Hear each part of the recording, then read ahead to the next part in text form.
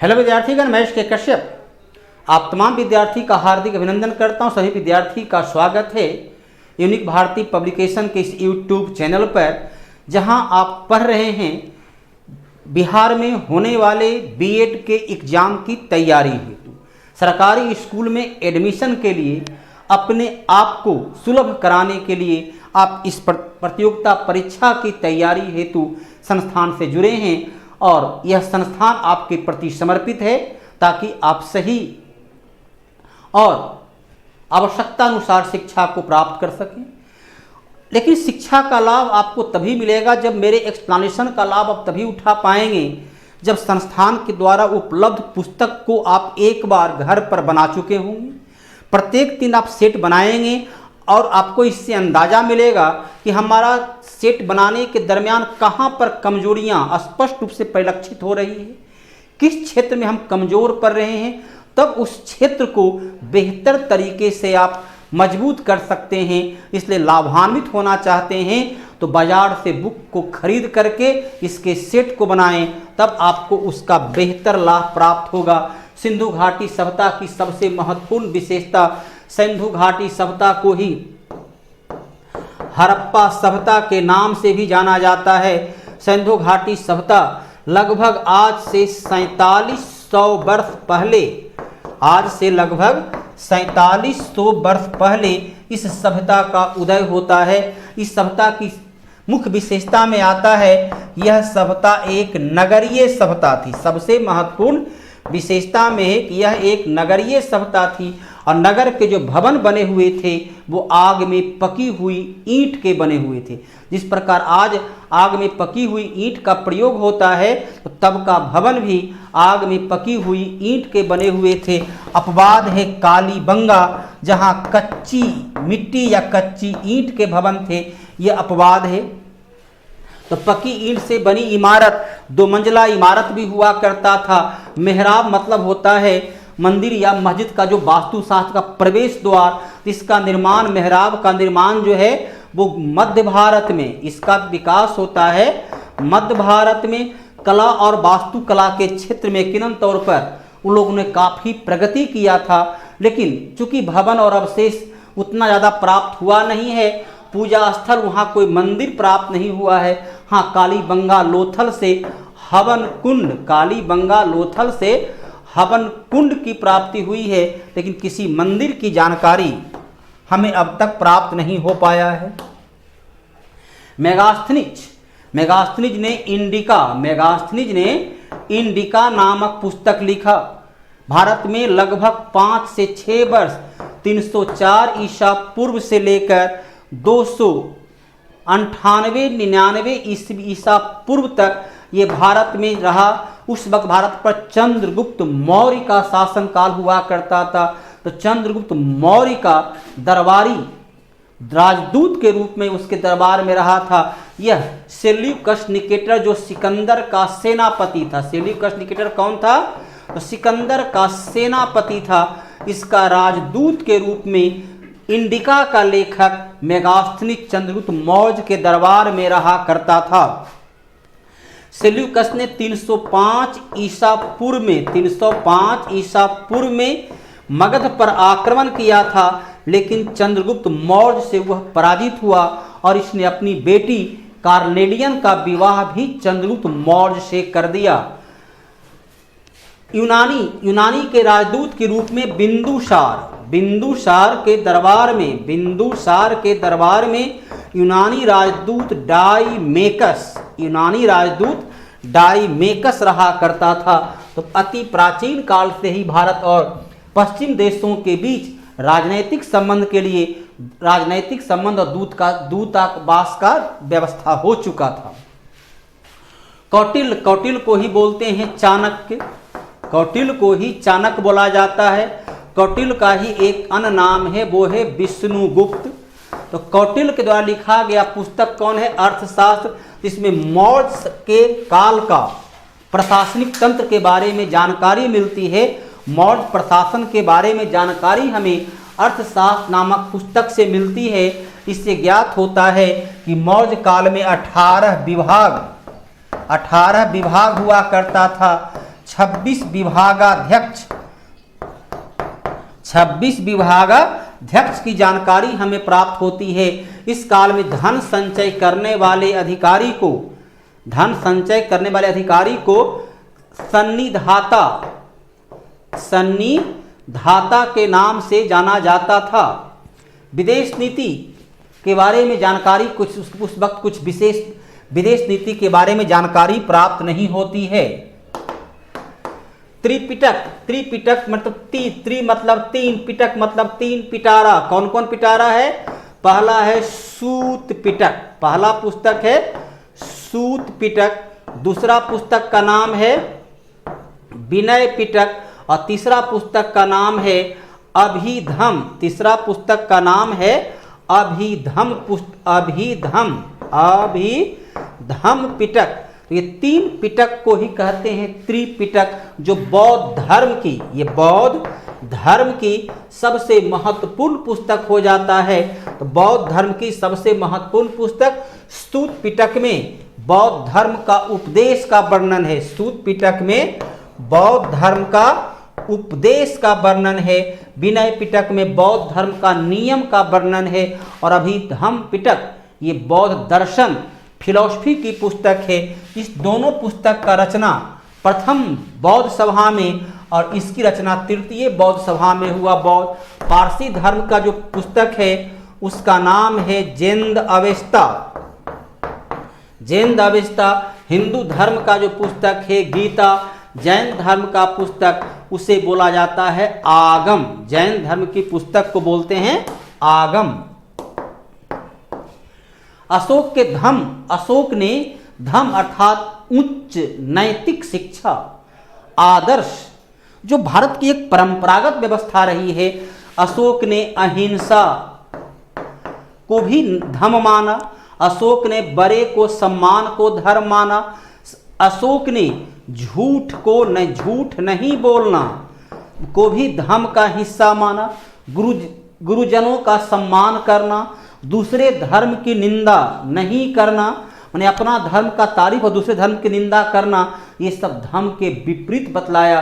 तो अशोक का धर्म नैतिकता, आदर्श, उच्च शिक्षा, शांति व्यवस्था से संबंधित है। अर्थात अशोक की धर्म जो है किसी धर्म विशेष का नहीं बल्कि मानव धर्म से संबंधित है। इसने झूठ नहीं बोलना, संपत्ति जमा नहीं करना, हिंसा नहीं करना, मानवता की सेवा करना, गरीब का जो आपके नौकर हैं, दास हैं, उनके प्रति सम्मान का भाव रखना कोई इसने धर्म माना। इसकी जानकारी हमें दूसरा शिलालेख, तीसरा शिलालेख, सातवां शिलालेख, 13वां शिलालेख से अशोक के धर्म के बारे में जानकारी प्राप्त होती है। अशोक पहला राजा था जिसने शिलालेख को अंकित करवाया। अशोक 269 से 232 ईसा पूर्व तक शासन किया।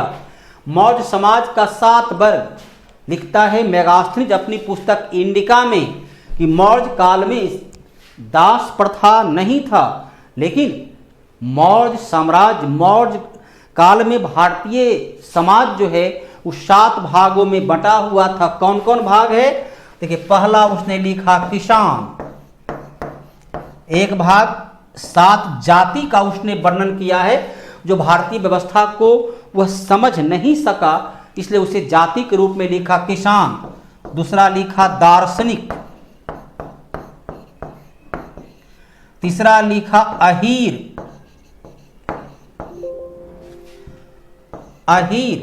चौथा लिखा निरीक्षक, पांचवा सभासद, छठा सैनिक और 7वां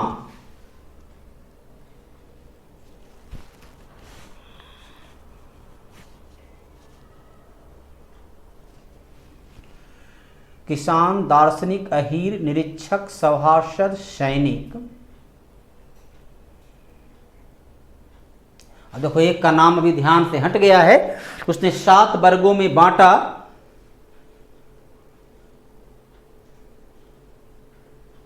कारीगर, 7वां क्या है? 7वां है कारीगर। इस प्रकार से उसने 7 भागों में बांटा। इसकी जानकारी हमें मेगास्थनीज के इंडिका से मिलती है, जो सेल्यूकस निकेटर का राजदूत के रूप में रहा करता था।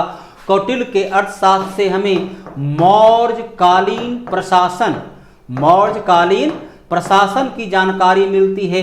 अशोक का शिलालेख से अशोक ने लोक कल्याण के लिए जिस नीति का निर्माण किया उसकी जानकारी मिलती है।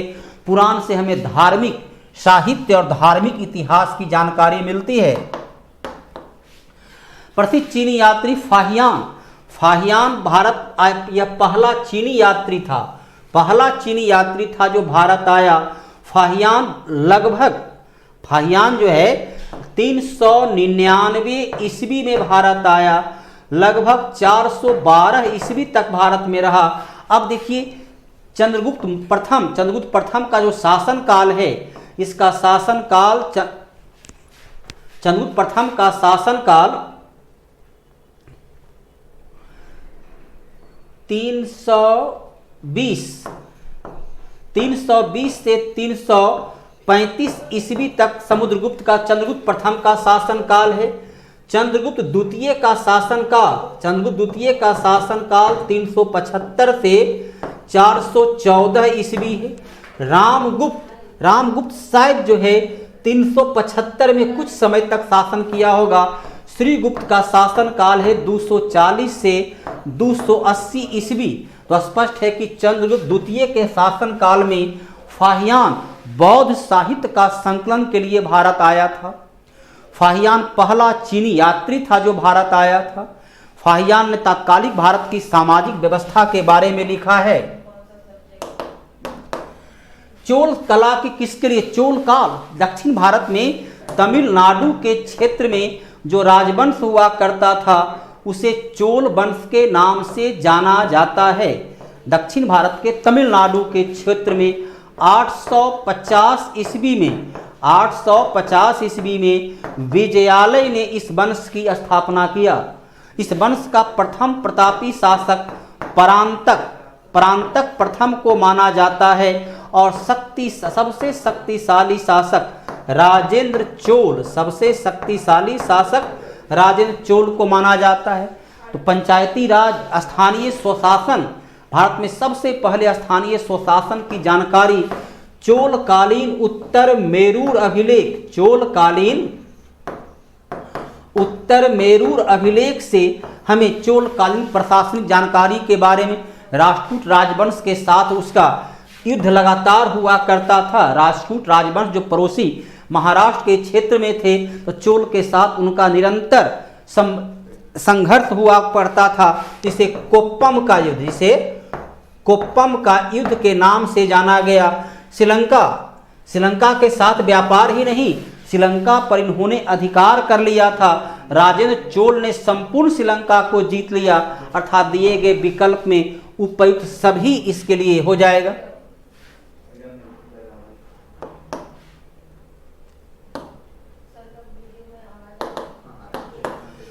दक्षिण भारत के मंदिर के आकर्षक द्वार। दक्षिण भारत में के मंदिर को द्रविड़ शैली के नाम से जाना जाता है। इस मंदिर का निर्माण जो है पल्लव वंश के काल में इस मंदिर के निर्माण की प्रक्रिया प्रारंभ होती है। उसके विशाल प्रवेश द्वार को गोपुरम कहते हैं। गोपुरम का निर्माण चोल काल में हुआ। मंडप कहते हैं मंदिर का गर्भगृह जहां भगवान की मूर्ति स्थापित है। गर्भगृह के चारों ओर बने हुए बरामदा को मंडप कहा जाता है। देवालय मंदिर का ही पर्यायवाची है, अर्थात देव का आलय, देव का घर, जहां देवता का निवास है। और मंदिर का जो ऊपरी भाग होता था उसे शिखर के नाम से जानते थे। विजयनगर साम्राज्य 1336 ईस्वी में हरिहर और बुक्का नामक दो भाई के द्वारा विजयनगर साम्राज्य की स्थापना किया गया, जिसकी राजधानी का अवशेष कर्नाटक में तुंगभद्रा नदी के तट पर हम्पी नामक स्थान से प्राप्त हुआ है, जहां 1336 ईस्वी में विजयनगर की साम्राज्य की स्थापना, हिंदू साम्राज्य की स्थापना हरिहर और बुक्का नामक दो भाई के द्वारा किया गया था। बीजापुर का शासक जब यूसुफ आदिल शाह था, बीजापुर का शासक जब यूसुफ आदिल शाह था, तब 1510 ईस्वी में बीजापुर पर पुर्तगालियों ने अधिकार कर लिया। गोलकुंडा, ये भी बहमनी, बीजापुर और गोलकुंडा ये दोनों बहमनी साम्राज्य का हिस्सा हुआ करता था। बड़ौदा मराठा, महाराष्ट्र के मराठा साम्राज्य का हिस्सा हुआ करता था। वह प्रथम मुस्लिम शासक जिसने शासन का सिद्धांत को राजाओं का ईश्वरीय अधिकार सिद्धांत के सम्मानित किया, वो था बलबन, जिसे कहा गया, इसने अपने सिद्धांत को जो नाम दिया वो नाम था नियावते खुदाई। क्या नाम था? नियावते खुदाई। अर्थात सुल्तान पृथ्वी पर पैगंबर का प्रतिनिधि के रूप में शासन करता है। यह सुल्तान अल्लाह का प्रति, अल्लाह का जो है छाया है और ये पृथ्वी पर शासन करता है। नियाबते खुदाई, इसने जिल्ले इलाही अपने को जिल्ले इलाही से संबोधित किया। बलबन गुलाम वंश का सबसे शक्तिशाली शासक था, जो 1266 से 1286 ईस्वी तक शासन किया। अलाउद्दीन खिलजी पहला सुल्तान था जिसने दक्षिण को जीता और दक्षिण के विजय के आधार पर इसने अपने को द्वितीय सिकंदर से संबोधित करवाया। इल्तुतमिश गुलाम वंश का वास्तविक संस्थापक माना जाता है, जिसने 1210 ईस्वी में सुल्तान के रूप में काम किया, राजधानी लाहौर से दिल्ली लाया। ऐबक को गुलाम वंश का संस्थापक कहा जाता है।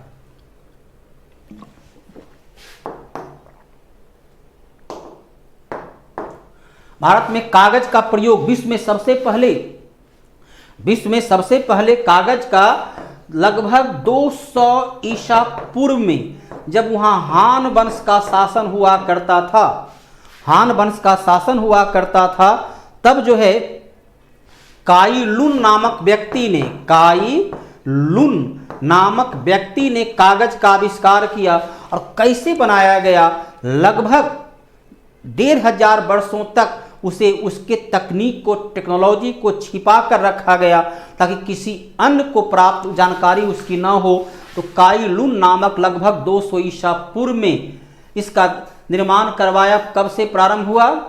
तो ये तो चीन में था, अब भारत में 12वीं शताब्दी में कागज का प्रयोग शुरू हो गया। भारत में कागज का इस्तेमाल हुआ शुरू 12वीं शताब्दी में। सबसे पहले आविष्कार हुआ चीन में। यूरोपीय चित्रकारी, देखिए यूरोपीय चित्रकारी का, अब यूरोप और भारत के बीच का जो संपर्क बना पुर्तगाली से लेकर के अन्य का, तो अकबर के काल में यूरोपीय चित्रकारी को मुगल दरबार में भी मान्यता प्राप्त हुआ। जहांगीर के काल को चित्रकला का स्वर्ण काल के नाम से जानते हैं। शाहजहां के काल को स्थापत्य कला के स्वर्ण काल के नाम से जानते हैं। अकबर ने यूरोपीय चित्रकार को भी अपने दरबार में संरक्षण दिया।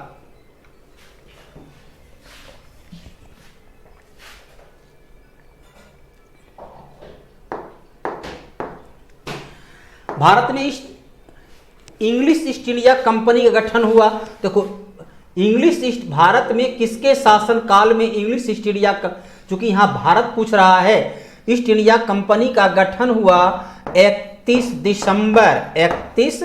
दिसंबर 1600 को ईस्ट इंडिया कंपनी का गठन किया गया। और जब ईस्ट इंडिया कंपनी का गठन किया गया तब भारत में अकबर का शासन हुआ करता था। लेकिन ईस्ट इंडिया कंपनी का पहला जहाज रेड ड्रैगन के नाम से भारत पहुंचा था। वह पहुंचा था 1608 ईस्वी में और उसका नेतृत्व कर रहे थे कैप्टन हॉकिंस। 1608 में जहांगीर का शासनकाल था। पूछ रहा है भारत में किसके शासनकाल में ईस्ट इंडिया कंपनी गठन हुआ? तो भारत में 1608 में ईस्ट इंडिया कंपनी का गठन भारतीय क्षेत्र में 1608 में हुआ। तब शासक जहांगीर हुआ करता था, लेकिन इंग्लैंड में जब गठन हुआ तो शासन उसका अकबर हुआ करता था। पहली बार ईस्ट इंडिया कंपनी का मुगलों के साथ संघर्ष 1686 में तब हुआ जब औरंगजेब शासन कर रहा था और औरंगजेब ने अंग्रेजों को पराजित कर दिया था और अंग्रेज भारत को छोड़ने को लगभग तैयार, लेकिन वो क्षमा याचना किए, दंड का हर्जाना दिए, तब उन्हें भारत में व्यापार करने की अनुमति प्राप्त होती है। और पहला अंग्रेज जो भारत आया 1583 ईस्वी में रॉल्फ फिंच जो है वो पहला अंग्रेज था जो भारत आया था। उस वक्त भारत पर अकबर का शासन हुआ करता था। अगला है, निम्न से किस देशी रियासत को अंग्रेजों ने अपने क्षेत्र में नहीं मिलाया? आपने पढ़ा होगा लॉर्ड डलहौजी का हड़प नीति, और लॉर्ड डलहौजी ने हड़प नीति के तहत सबसे पहले 1848 में सतारा को मिला लिया। कुशासन के नाम पर 1856 में अवध को मिला लिया। उसके पहले 1843 में सिंध को अंग्रेजी हुकूमत में मिला लिया गया। लेकिन ग्वालियर, जहां का राजा सिंधिया हुआ करता था, तो ग्वालियर के क्षेत्र में ग्वालियर को अंग्रेजों ने कभी भी अपने अधिकार क्षेत्र में शामिल नहीं किया।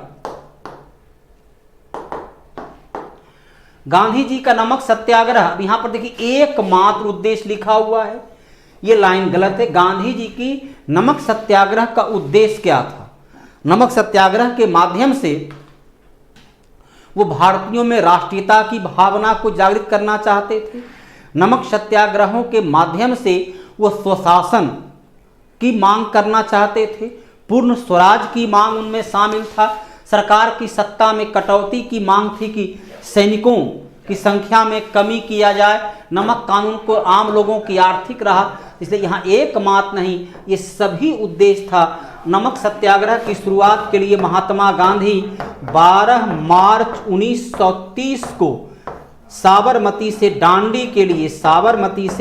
डांडी के लिए प्रस्थान किए और 6 अप्रैल 1930 को डांडी पहुंचकर समुद्री जल से नमक बनाकर इन्होंने आंदोलन की शुरुआत की।